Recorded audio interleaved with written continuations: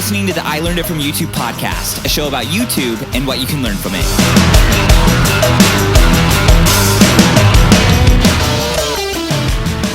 Hello, hey, and welcome to the very first episode of the I Learned It From YouTube. And I am super stoked to bring this project to life.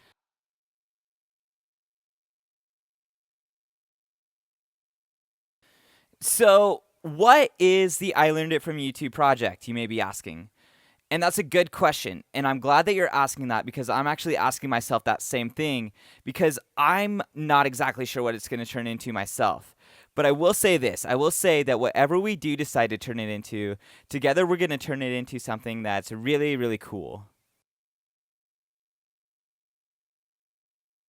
But anyways, it's the concept of you can learn anything from YouTube, right?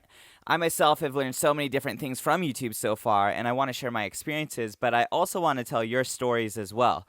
So this project and this podcast is going to be a lot about you guys and your experiences with the rabbit hole of what is YouTube. So a lot of the inspiration for this podcast came from the DJs, the Chainsmokers. I was watching an interview with them, and it's after they've already gotten a whole bunch of success. They were making #1 hits, and they were being interviewed and being asked how they learned how to produce music. And their answer, which is just mind blowing to me, is that they learned it from YouTube. And I'm sitting there, I'm like, wow, okay, so these guys learned all this stuff from YouTube, and it's taken them this far. They're on MTV award shows performing. They're performing with Travis Barker of Blink-182, and it's all because they were watching videos on YouTube. And you know what the coolest part about that is that I also have a computer and I also have YouTube. So if I do that same thing, you can do big things as well, right? In theory. But at the end of the day, it's not enough to just have YouTube. You also have to have a certain amount of hustle within yourself. I'm not exactly sure what the Chainsmokers' process was for how they learned everything that they know about music production, but I would imagine it was something along the lines of watching countless hours of video and learning technical thing after technical thing. If you tweak this one knob, it has this minor subtle effect on something, and you learn a million of those, and you put it all together after hours and hours and hours, and you might have something worth presenting. So like I said, I'm not exactly sure what the Chainsmokers' process was, but I would imagine it would be something to the effect of they'd watch a video, and then they would take what they learned in that video and practice and practice and practice with it so that eventually they could do what was taught in the video in their sleep, and they were experts at it. And then they'd move on to the next video, and over time and over them watching videos and practicing and becoming experts of what was presented in that video, that's when they got good, and that's when they were able to put their own creative spin on things.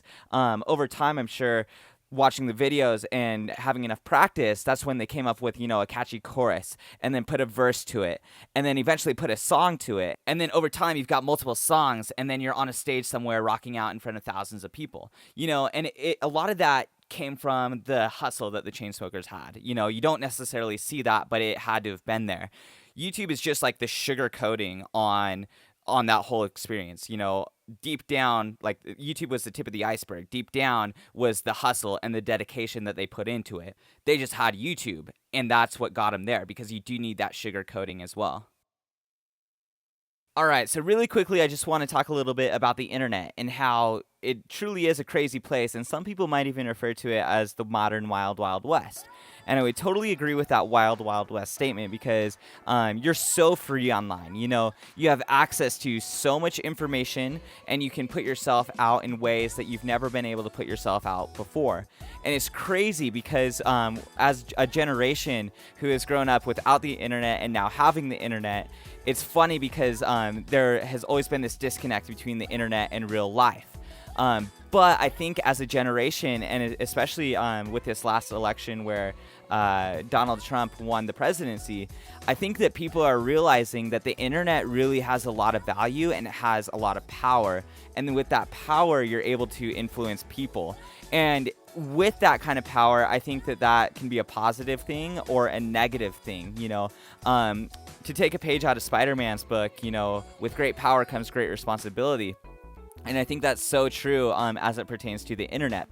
And I think it's up to us to use that power responsibly and use it accordingly and use it while we can, because I don't think it will last forever. Like I said, it's powerful stuff. Anyone can post anything that they would like to post online, and that can be consumed by anybody anywhere. Who am I? I'm Spider-Man. So it's important to keep in mind that just because we can do something doesn't necessarily mean we should always do it. And that's a crazy concept. And I think that it's something that people in power may not like, and something that regulators may not like. So I think that over time, and as the internet continues to develop, we're going to see more and more regulations and more limitations. And with that, information is going to become less and less available. We've all had those conversations where we've sat down with our grandparents, and our grandparents will go off on some crazy story of what they used to get away with back in the day. And they'll talk about a crazy experience, and as you're listening to them, you're like, wow, I would never get away with this in today's day and age. Well, their crazy experiences that they're telling, we are currently living right now through the internet. I can see it where we're going to be grandparents, and we're going to be telling our grandkids these crazy stories about what used to happen online. And the internet at that point, as we're telling those stories, is going to be something totally different than what it is today.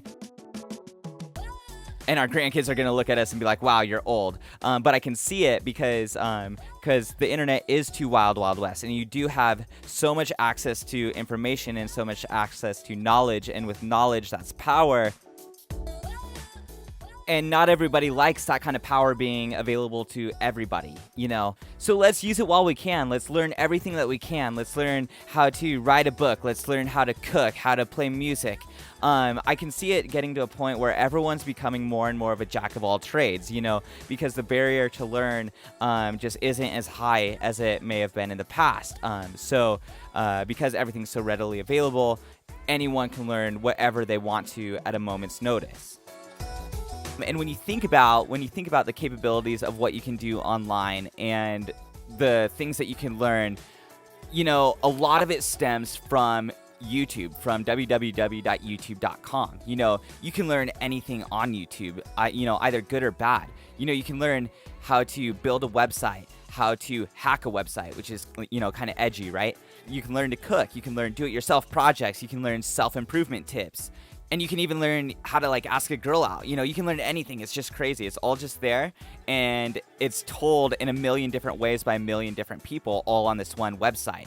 But these stories and these how-tos told on YouTube by so many different people, to me, is so cool, because that gives you someone that you can relate to, whether they know it or not, whether the video creator knows it or not. You're relating to them because you're taking their thoughts and their logic and taking it from their world and applying it to your own world. And all that's great and all that's awesome, and you can learn just so much from it. But I've noticed that through some of my YouTube experience, if I'm trying to find this one specific thing, or I'm trying to find a roadmap, because YouTube is what it is, it's just so wild, wild west, right? It might be hard to find the video that you're looking for, or the series of videos that you're looking for to learn this one specific thing if you're looking for one specific result and one specific outcome. So kind of my goal for this project is to kind of define a YouTube experience for you. So you want to build a website. Well, watch these series of videos that I've deemed as quality videos, and if you watch them and you practice, you'll get to the point where you can build a quality professional website, and take that concept and apply it anywhere. These experiences that I'll create and that I'll go through, I'm going to post them on ilearneditfromyoutube.com, and I'm also going to keep them posted on the I Learned It From YouTube Instagram, which is just at I Learned It From YouTube. So really quickly before we dive back into the rest of the episode, I want to give a shout out to our sponsor. This episode is brought to you by Zaz Media. Zaz is your tool to bring your ideas to life in a big and profound way. Whether you want to create a website, if you need help with digital photo, video, audio, or even if you want to create a podcast like this, Zaz will be your launching pad. Get started by emailing hey@zaz.io, or check them out online at just zaz.io. That's ZAZZ.io. It's the Zaz way to create everything with love and pizzazz. Now back to the show. I was reading this one article about jobs that don't exist yet but are likely to exist in the up and coming future. And these jobs require a certain amount of skills in a certain area. And the demand will be there, but the supply of people knowing these skills won't be there. So, how do people go about learning these skills? There's the option of spending the money and spending the time to go back to school and learning these skills. And granted, that would likely get you there. You would probably have the required skill set to do the job. But the tricky thing is, by the time you spend that money and the time that you take to go to school, will that skill set be still as in demand as it was when you very first heard about it and when you very first went to school? It might be, but I think that another option is just turning to YouTube for all these different types of skills. You don't have to pay to go on YouTube other than your internet bill. You can just go on YouTube and you can get involved in a community of people also trying to learn these skills and learn it and really crunch down and spend days, weeks, or months learning this skill. But through all of that would probably be less time than it would take to go back to school, and you could still beat the supply of people to that market through learning it on YouTube and just be one step ahead of everyone who is going to that market. You could beat them to the punch there, in my eyes, from learning from YouTube. But it doesn't have to be professional. You can also better yourselves in personal ways. I was here, a quick side note on the story. I was going to a dance not too long ago with this girl, and this girl, I knew she was gonna want to dance, and I am so terrible at dancing, but I wanted to impress this girl, right? So I just went down the rabbit hole of YouTube one night, and I was like practicing in my room, and I was playing these videos on how to slow dance, how to fast dance, how to find your rhythm, and granted. I still am super bad at dancing, but I had a much better idea going out on that dance floor, and maybe I just had like a certain level of confidence. I still definitely ended up doing the sprinkler on accident a couple times, and people did look at me and refer to the movie Hitch a couple times, but hey, the confidence was there. I had watched those videos, and I was a step farther along in my personal journey than I would have been had I not watched those videos on YouTube. Don't ever do that again. Do you hear me? Just expressing myself. All right, so like I said, I'm super stoked to be kicking off this project, and I'm super excited to see where it takes all of us. But this being the first episode of the podcast and everything, I think it's only fitting if I do introduce myself. So like I said at the beginning, my name is Tony Agenbrod, and I am from the United States, from the state of Idaho. And I first went on YouTube in the year 2006. So this was about a year after it had started. It started actually on Valentine's Day in the year 2005. And I remember I was over at a buddy's house, and we were sitting in his computer room, and we were playing our guitars. He was just a neighborhood friend, and we'd always get together and play our guitars together. But we were playing this one song, and we couldn't figure it out. And my buddy, he gets up, and he goes over to his computer, and he's like, I just want to see how the actual band plays this song. And he turns on his computer and turns on YouTube. I think he was like using Internet Explorer at the time, so this is ages ago. But he's on his computer, turns on YouTube, and he pulls up a video of the band playing the song, and we're like watching this video, and we're like, oh, so that's how we should go about playing this song. And also, what the heck is this? And he's like, oh, I turned to him and I asked that. I was like, what the heck is this? And he's like, oh, this is YouTube, and it's this brand new thing, and I've been like watching it every day, watching all these band videos. I was like, oh, no way, that's like really cool. So then at that point, I started watching it every day, and I started learning how to play all these songs on guitar, and I was like, maybe if I learn all these songs on guitar, maybe I'll get a girlfriend. And honestly, I can honestly say that never worked out for me. I did know a lot of songs on guitar, but it did not lead to a girlfriend. Crap. Anyways, my first video that I ever uploaded to YouTube was a video that is kind of edgy. It talks about how you can hack MSN accounts. Back in the day, MSN was really huge. Everyone had an MSN email address, and it was kind of a crazy thing to be able to hack email addresses. So I myself had gotten hacked, and I researched. I was like 14 years old. I had gotten hacked, and I researched how not to get hacked. And then I found out people make all these phishing websites and these phony just MSN websites trying to get you to log in. And the website's fake, and it steals your login information in an email somewhere where you don't want it to be emailed, right?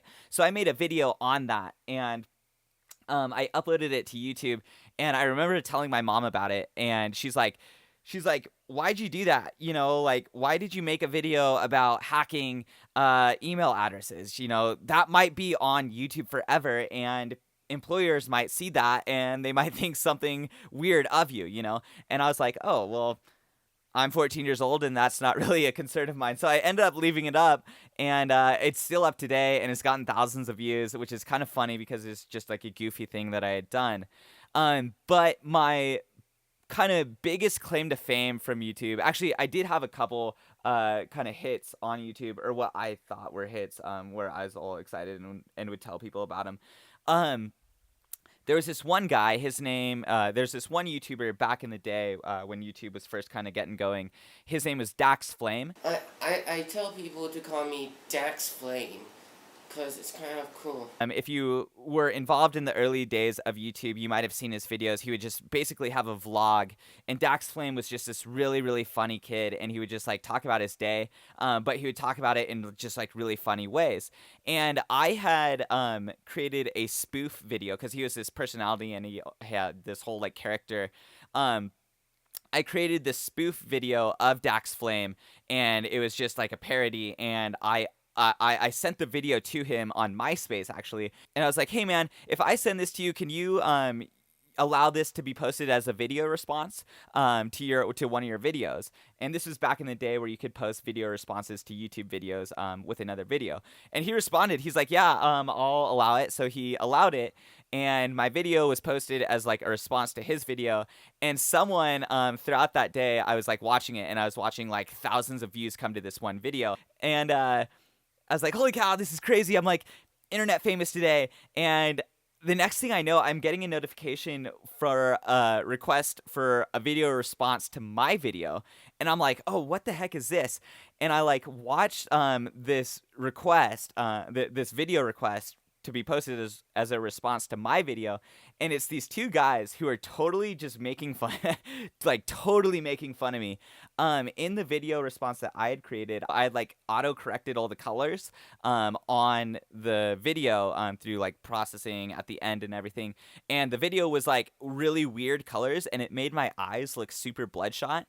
And these people who made this video response to me, they were like, oh, what is this kid like just high? And he's just like an idiot. And they just like started ripping me apart. And I was like, oh my gosh. Not only am I like growing in the world of YouTube today, but I have haters now, and like this is the coolest thing ever. And that all was just like within a couple hours time span, and it was all just really funny. I ended up getting like kind of insecure about that video, and I like took it down. But it was really fun while it lasted.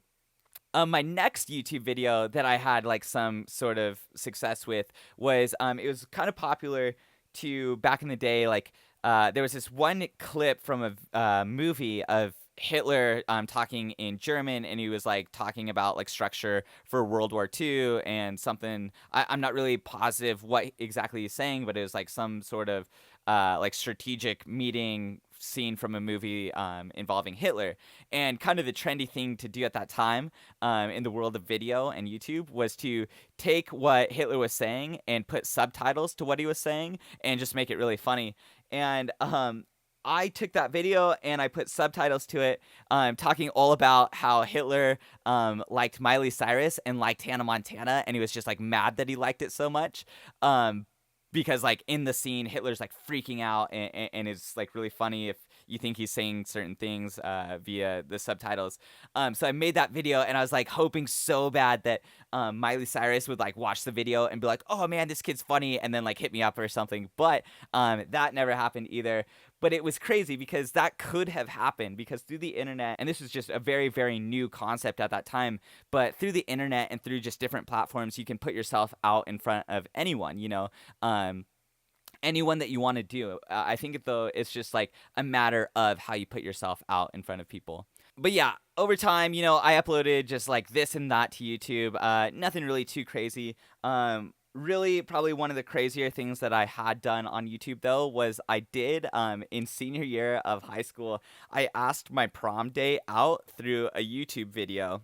Alright, so I was kind of wondering if maybe you might want to go to prom with me. And it was like really funny. I left it up there. It's still up there, and it's weird to me that if YouTube and the world allows YouTube to continue to exist forever, that my kids may be able to see like my 17-year-old self asking out this girl on YouTube. I think that's just a wild concept to me. But yeah, I did ask my prom date out through a YouTube video, and she responded yet with a yes, I might add, with another YouTube video. So kind of claim to fame. But yeah, that was me when I was 17 years old. And, you know, that was like one of the bigger things, though, that I had done through YouTube that benefited me personally throughout my experience. But more recently, my YouTube experience has been I graduated from college with a degree in finance, and I came back. And although finance is a really good skill to have, I didn't necessarily know what I wanted to do with it. And I've always really liked computers, and I've always really liked kind of marketing and getting creative by using a computer, you know, through like Photoshop or Adobe Illustrator, or by creating websites. And I was like, okay, well, I want to kind of spend the time and learn these skills in depth so I can be kind of a jack of all trades, because I feel like the world is kind of moving to people who are more jack of all trades rather than having an expertise in one specific skill. So me knowing that finance is a good skill to have, but possibly not being as much of a differentiator for me specifically in the worlds that I wanted to be in, I turned to YouTube because I wanted to learn interests that I had. I wanted to learn how to create things in Photoshop, how to design websites, and how to like really do it, how to design the back end of websites, how to design the front end of websites, how to use that technology and design mobile apps. So I would go through YouTube and I'd learn all this stuff, and then I would be like, okay, I'm learning how to use this type of media. I want to learn how to produce audio. So I went down the rabbit hole for a little while of audio production and professional audio production. And I've learned just so many different things from YouTube. And I was sitting back in my job the other day, and I worked for a vacation rental company, and I was sitting back and I was looking at some of the stuff that I've done over the last year at this company, and I was like, wow, a lot of this stuff has actually just come from me learning on my own and me learning how to do all these different types of skills on my own. You know, I had worked on editing a website for the company I work at. I've produced a lot of media for the company that I'm working at. I've worked on ads that have taken some technical skill that I've learned from YouTube and applied it in the workplace. And I actually wasn't hired to do any of this stuff. It just kind of came about because I knew how to do it, and we just had a need of doing it. So I just jumped in where I needed to. And I think that that's just the coolest thing, because through time and through YouTube videos, I bettered myself. And I think that if we can better ourselves and make an effort to get just a little bit better each day, I think that that will, at the end of the day, when we have that moment of reflection, I think that we're going to surprise ourselves and we're going to be able to do really cool things. And with the I Learned It From YouTube project, I really hope that we can all come together and we can inspire ourselves to really dig deep and find our own level of hustle and use the sugar coating of YouTube and really perfect our skills that we want to learn and take ourselves as people and as each other to the next level. Like I said, please reach out with any of your stories and any of your personal experiences with YouTube to me, either Instagram, which is at I Learned It From YouTube, or emailing hey@ilearneditfromyoutube.com. I'm excited to see where all of this takes us, and I'm excited that we're on this journey together. All right, thanks everybody, and I'll see you next time on the I Learned It From YouTube podcast.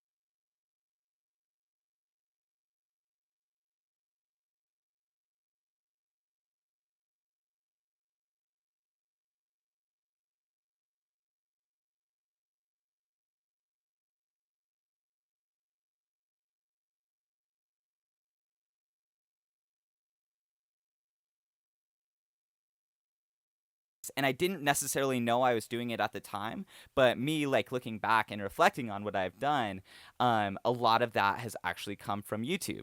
And I think that that's just the coolest thing, because through time and through these YouTube videos, I and I think that that's just the coolest thing, because through time and through YouTube videos, I bettered myself. And I think that if we can better ourselves and make an effort to get just a little bit better each day, I think that that will, at the end of the day, when we have that moment of reflection, I think that we're going to surprise ourselves and we're going to be able to do really cool things. And I'm excited to see where all of this takes us. And I'm excited to see where all of this takes us. And I'm excited to see where all of this takes us. Like I said earlier, I think that we are limited, not by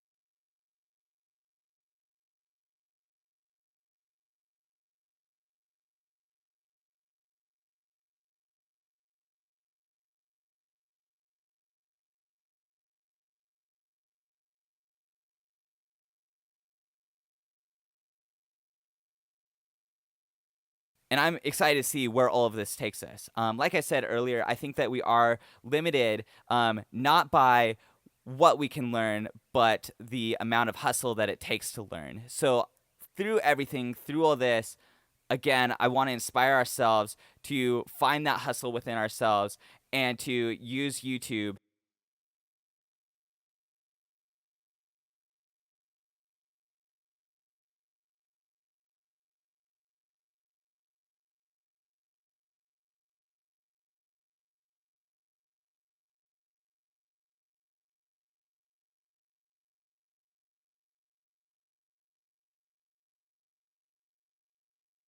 and apply ourselves in worlds that we want to succeed in and succeed in them. So I'm stoked. I'm excited that you guys are on the journey with me, and I'm really excited to see what comes out of it.